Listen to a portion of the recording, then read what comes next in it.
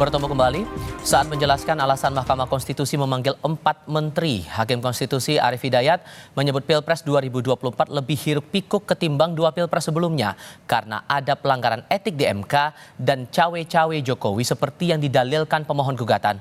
Menurut Arief, Presiden Jokowi adalah kepala pemerintahan sekaligus kepala negara. Ia lantas bilang kalau kepala negara cawe-cawe, apa iya MK lalu memanggil Presiden ke sidang sengketa Pilpres? Yang terutama mendapat perhatian yang sangat luas dan kemudian didalilkan oleh pemohon itu cawe-cawenya kepala negara. Nah, cawe-cawenya kepala negara ini Mahkamah sebetulnya juga kita memanggil kepala negara Presiden Republik Indonesia. Kelihatannya kan kurang elok.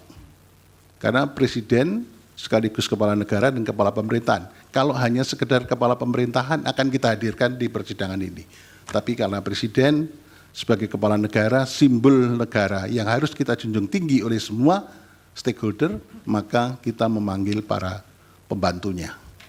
Dan pembantunya ini yang berkaitan dengan dalil pemohon. Dalam kesempatan terpisah persisnya pada Kamis kemarin, Koalisi Masyarakat Sipil untuk Demokrasi dan Anti Korupsi menyerahkan surat terbuka kepada Majelis Hakim Mahkamah Konstitusi agar memanggil Presiden Joko Widodo ke sidang sengketa Pilpres. Koalisi itu mendesak MK segera menghadirkan Presiden Jokowi serta 8 menteri dan pimpinan lembaga negara untuk mendalami peran Jokowi dalam memengaruhi proses penyelenggaraan pemilu, baik terkait penyaluran bansos, pengerahan ASN, penunjukan pejabat pelaksana kepala daerah, hingga ketidaknetralan aparat.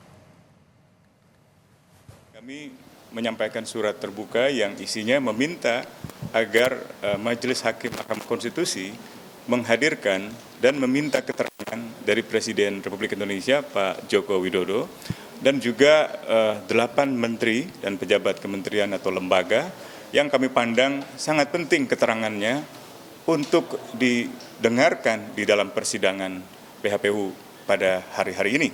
Kami pandang menjadi sentral di dalam proses persidangan, terutama pembuktian di MK, yaitu berkaitan dengan peran dari Presiden Republik Indonesia di dalam mempengaruhi proses penyelenggaraan pemilu.